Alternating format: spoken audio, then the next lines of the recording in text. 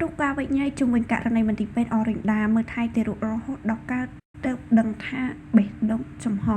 រឿងរ៉ាវនៅមន្ទីរពេទ្យអរិញដាបានកំពុងក្លាយជាប្រធានបទក្តៅគគុកនៅលើបណ្ដាញសង្គមបន្ទាប់ពីមានការបង្ហោះពីសំណាក់អាណាព្យាបាលទារកអំពីបញ្ហាដែលមន្ទីរពេទ្យអំពីនៅផ្ទៃពោះមិនឃើញបេះដូងបញ្ហាបេះដូងចំហតាំងពីនៅក្នុងពោះរហូតដល់ក្មេងកើតមកបាន3ខែទើបដឹងតាមរយៈគណនី Facebook ដែលមានឈ្មោះថាអូនបរមី Official កាលពីថ្ងៃទី3ខែមិនិនា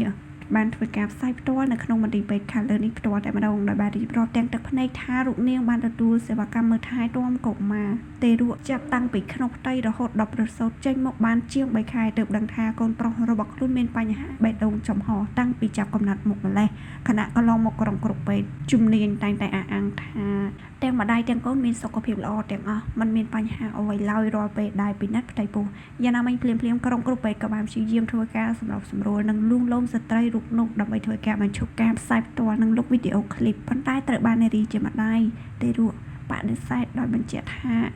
រូបអ្នកនាងមិនព្រមឡើយដរាបណាភាគីមន្ទីរពេទ្យមិនមានដំណោះស្រាយលើបញ្ហានេះទោះបីយ៉ាងណារំលងមិនបានប៉ុន្មានម៉ោងផងមន្ទីរពេទ្យអរិញដាក៏បានចេញសេចក្តីប្រកាសព័ត៌មានដោយអះអាងថានឹងធ្វើការជជែកជាមួយអ្នកជំងឺដោយណាត់ជួបដើម្បីដោះស្រាយការព្រួយបារម្ភនិងផ្ដល់ភាពច្បាស់លាស់ឬការគ្រប់គ្រងដែលចាំបាច់តាមតម្រូវការបន្ថែមពីលើនេះមន្ទីរពេទ្យអរិញដាសូមរក្សាសិទ្ធិមិនធ្វើការបកស្រាយឬពិភាក្សាលម្អិតតាមបណ្ដាញសង្គមដោយប្រកាន់ភ្ជាប់នូវគោលការណ៍រក្សាការសម្ងាត់និងឯកជនភាពរបស់អ្នកជំងឺជុំវិញចំនួននេះបាននឹងកំពុងធ្វើឲ្យប៉ះពាល់ដល់ទំនុកចិត្តរបស់អតិថិជនចំពោះសេវាកម្មថែទាំមេដានិងទារកនៅទីនោះគណៈមហាជនជាច្រើនបានលើកឡើងនូវមតិរៀងខ្លួនពោលគឺមតិខ្លះបានជំរុញឲ្យពលរដ្ឋនេះទៅរកសេវាកម្មព្យាបាលនិងសម្រាប់កូននៅឯមន្ទីរពេទ្យរដ្ឋវិញម្ដងក៏ព្រោះតែបច្ចុប្បន្នវិស័យសុខាភិបាលព្រមទាំងទំនើបកម្មនៃការព្យាបាលមិនអន់ជាងវិស័យឯកជននោះឡើយជាមួយគ្នានេះអង្គភាពសារព័ត៌មានក៏បានព្យាយាមសម្ការបំភ្លឺពីលោកងីមានហេងប្រធានមន្ទីរពេទ្យសុខាភិបាលរាជធានីភ្នំពេញតាមប្រព័ន្ធ Telegram នៅព្រឹកថ្ងៃទី4ខែមីនានេះ